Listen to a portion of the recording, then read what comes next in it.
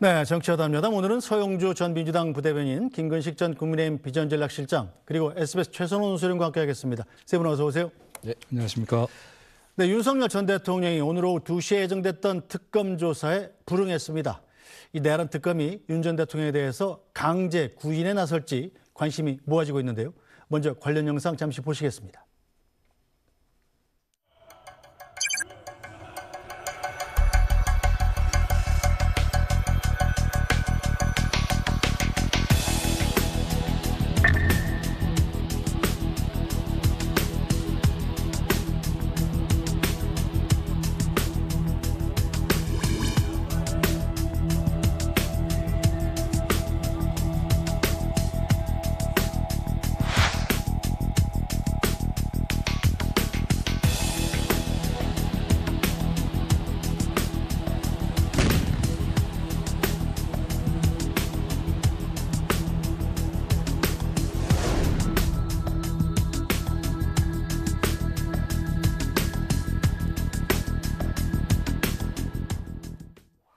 네, 자 먼저 최선호 논설위원, 예. 윤석열 전 대통령 오늘 결국은 소환에 불응했습니다. 그렇습니다. 이유는 뭐라고 밝혔나요?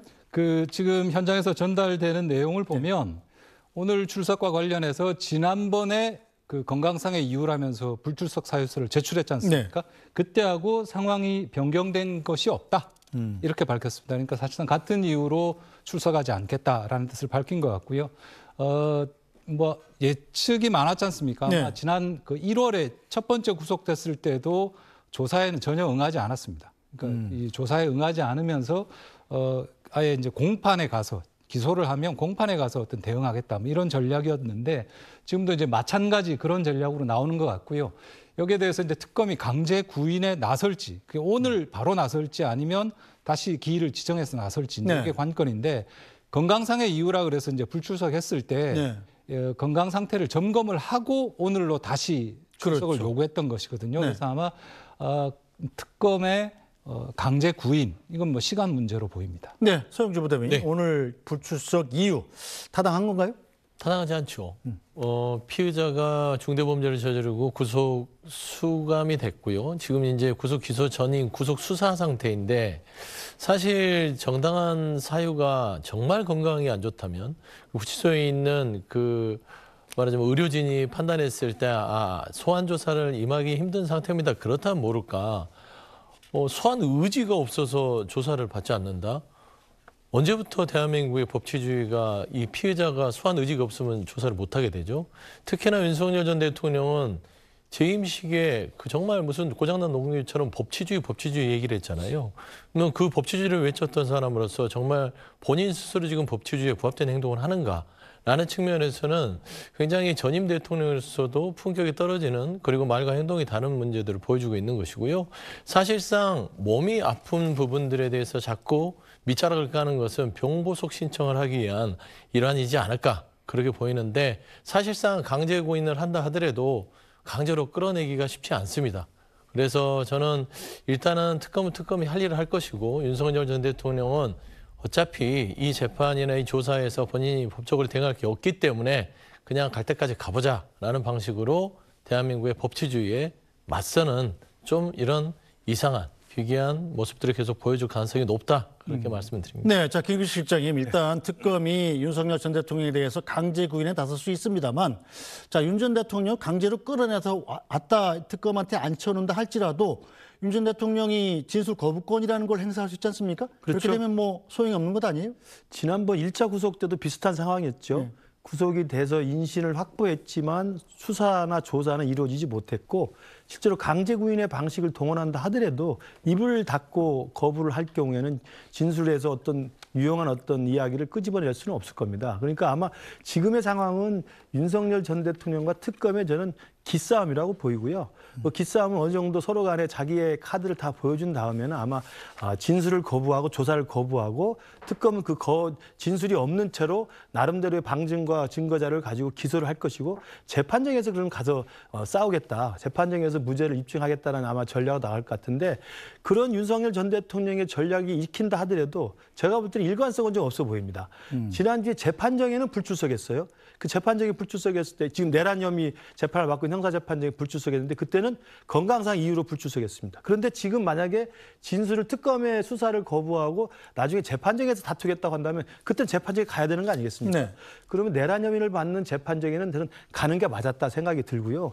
그리고 지금의 상황에서 특검의 이런 2차 조사를 거부한다고 하는 면은 이건 부당한 정치 탄압이고 정치 수사이기 때문에 거부한다는 입장을 명확히 내고 그 입장에 따라서 일관 입장을 가지면 되는데 건강이 안 좋아서 못 나가겠다. 이렇게 이야기하는 것은 제가 볼 때 스스로도 앞뒤가 좀 맞지 않는 비일관적인 지금 메시지가 나오고 있는 게 아닌가 생각이 듭니다. 네, 윤 전 대통령의 소환조사 불응 이유, 건강상의 이유도 있습니다만 들리는 얘기로는 윤 전 대통령이 망연자실을 해서 출석의 의지 자체가 없다 이런 얘기도 들리고 있습니다. 자, 최선호 논술위원, 네. 망연자실했다 윤 전 대통령이 결국은 이 측근으로 불리던 이 복심으로 불리던 측근들이 특검에 가서 또 조사를 받을 때 그 전과는 말이 많이 달라지고 있잖아요. 이런 것도 영향을 미친다고 봐야겠죠. 뭐 그게 가장 핵심적인 이유로 지금 추측이 되고 있는데요. 일단 그 김태효 전 안보실 1차장 같은 경우에도 그동안에 이제 국회에 나와서 말을 할 때는 안보실 회의에서 VIP, 그러니까 대통령이 경로했다는 말을 들은 적은 없다. 이렇게 약간 우회적이긴 하지만 부인했었어요. 근데 이번에 특검에 가서는 사건 보고 이후에 화를 내는 걸 봤다. 언성을 높이고 화를 냈다. 이렇게 진술을 완전히 뒤집었습니다. 그리고 이미 구속되기 전에 나왔던 얘기입니다만 김성훈 이 경호처 차장 같은 경우에도 계속 어떻게 보면 윤석열 전 대통령을 온몸으로 지키는 사람으로 이렇게 평가가 됐던 사람인데 특검에 나와서 총을 이렇게 보여줘라. 이러면서 체포를 막아라라고 진술을 했다는 거고 강의구 부속실장 이 사람도 사실은 이제 윤 전 대통령하고 검찰부터 계속 인연이 있던 사람인데 사후 계엄 선포문 작성과 폐기 과정 모두 대통령한테 그러니까 윤 전 대통령한테 보고하고 그렇게 결재를 받고 했다라고 했고 김기한 전 해병대 사령관도 마찬가지입니다. 이렇게 핵심 관계자들의 진술이 이렇게 달라졌기 때문에 앞서 두 분도 말씀하셨지만 지금 윤 전 대통령은 아마 조사에 응하지 않고 공판에 가서 이야기하겠다 이렇게 변론 전략을 잡은 것 같은데 이 관계자들의 진술이 다 바뀌었기 때문에 아마 강제 구인 어떻게 할지 애매한 상황이긴 합니다만은 강제 구인하면 모든 걸 다 물어봅니다. 물어보고 여기에 대해서 대답했다 안 했다 진술 거부했다라는 것까지 다 달아서 기소하기 때문에 이 전체적인 상황이 지금 윤 전 대통령에게 우호적인 호의적인 그런 상황으로 굴러가고 있는 것 같지는 않습니다. 네, 자 특히 윤석열 정부 외교안보 라인의 실세, 핵심 실세였죠. 김태효 전 국가안보실 1차장의 발언이 바뀐 부분이 특히 주목이 됩니다. 자, 김태효 전 국가안보실 1차장은 지난해 7월 국회에 나와서 이렇게 얘기를 했었습니다. 의혹이 제기되고 있는 대통령실에서의 회의 그리고 대통령의 경로 국가안보실 회의로 알려지고 있는데 여기에 배석자시잖아요. 그러면 그 회의 자리에서 대통령이 경로하셨습니까? 그날을 정확히 적시해서 제가 기억은 못하지만 보통 안보실 회의에서 경로하신 적은 없습니다. 그러면 이런 일로 사단장 처벌하면 누가 사단장 할 수 있겠냐 류의 내용을 들은 적이 있습니까? 저도 없고 그 주제에 대해서는 제가 아는 바가 없었습니다. 차장님이 배석했던 그 자리에 회의가 끝나고 나서 11시 54분에 800-7070으로 전화가 가고 그다음에 국방부 장관부터 시작해서 쭉 일사천리로 일처리가 됩니다. 왜 그랬을까요? 누가 어떻게 누구에게 전화를 했는지는 제가 모르는 얘기지만 대통령의 입장에서는 궁금한 게 생기면은 어떤 실무자에게건 수시로 전화를 하시는데 그 전에 이루어진 안보실 보고에서 이 사건이 보고되지는 않았습니다.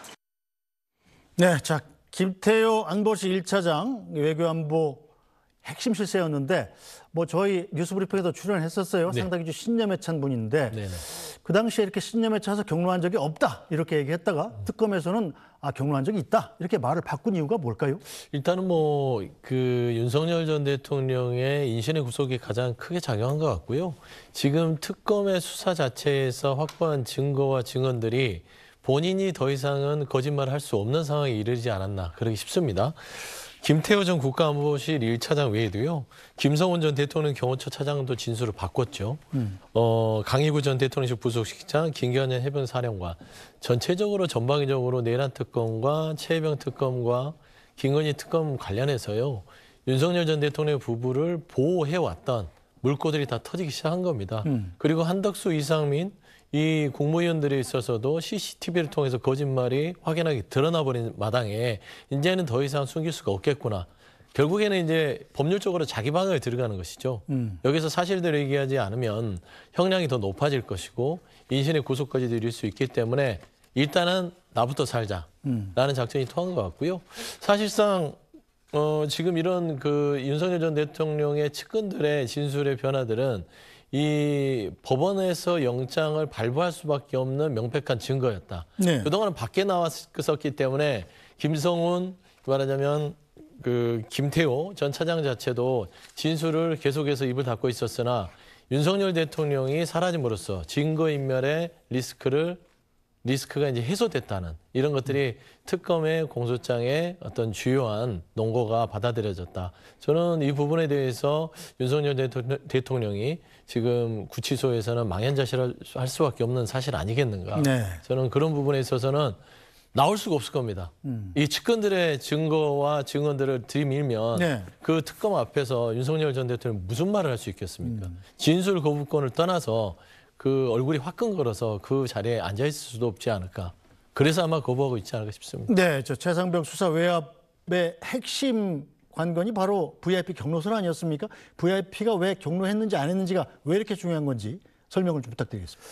VIP 경로했다는 게 만약에 사실로 확인이 되고 경로 위에 아까 말한 것처럼 이게 차례차례 그 안보실에서부터 시작해서 국방부 장관, 또 해병대 사령관 등등해서 또 해병대 또 이 대변인까지 해서 국방부의 일련된 절차에 따라서 경찰청에 이첩하기로 했던 자료를 다시 회수해서 가져온 거 아니겠어요? 네. 그리고 이제 그 부분을 따르지 않는 박정훈 당시 수사단장을 항명죄로 이제 기소한 게 그의 사건이 되는 건데 사실 저는 이 실체는 뭐 분명히 드러날 거라고 생각이 듭니다. 그러나 저도 이제 국민의힘 입장에서 보면 제가 소속된 국민의 입장에서 보면 지금도 여전히 아쉬움이 지금도 더 큽니다. 왜냐하면 당시 7월 달에 저 사건이 했을 때 정말 엄청난 수해로 인해서 우리의 그 군대 복무했던 한 젊은이가 안타깝게 사망했는데 그 사건에 대해서 군에서 우리 국가가 얼마나 잘 예우해서 처리할 것인가를 생각하면 됐는데 네. 그 부분에 대한 경북경찰청의 수사자를 넘기기 위한 초동 수사의 내용에 당시 사단장까지 물어서 기소를 해야 된다. 네. 이런 의견을 첨부했다는 이유만으로 대통령이 경로했다는 거거든요. 저는 사실은 그 사실이 드러나서 야당의 공세가 시작됐을 때 그런 일이 있었는데 과했다. 그러나 우리 당시 군통수권자인 윤석열 대통령의 입장은 이런 것이었다라고 국민들께 설득하고 설명할 수 있었다고 생각이 들어요. 그러니까 사실은 저는 일리가 있었던 측면이 있었다는 게 뭐냐면 상병이 그 수해 현장에서 그 시신을 찾기 위해서 동원됐다가 안타깝게 생명을 잃었을 때 그 부분에 대한 과실치사죄를 사단장까지 묻는 게 과연 합리적이지 않느냐는 논란이 있을 수 있거든요. 그럼 그 부분에 대해서 설명하고 국민들에게 설득할 수 있는 공간이 있었을 텐데 처음부터 경로는 없었다. 네. 그런 일은 없었다. 라고 부인을 해버린 바람에 이게 이렇게까지 커져서 특검이라는 120일 수사하는 사건까지 와버린 거거든요. 네. 저는 그때부터 우리 윤석열 정부가 국민을 상대로 모르쇠를 일관하고 공개적으로 밝히지 않고 설득하지 않는 상황에서 저는 사건이 커졌다고 봅니다. 그래서 이 경로설이 중요한 것은 사실은 지금 김건희 특검이나 내란 특검에 비하면 사실 이 특검은 상대적으로 범죄 혐의가 크진 않아요. 네. 직권남용이나 아니면 뭐 직무유기 정도 될 겁니다. 그 사건을 지금까지 이렇게 키워서 많은 사람이 지금 이렇게 고초를 당하고 있는 거 아니겠어요?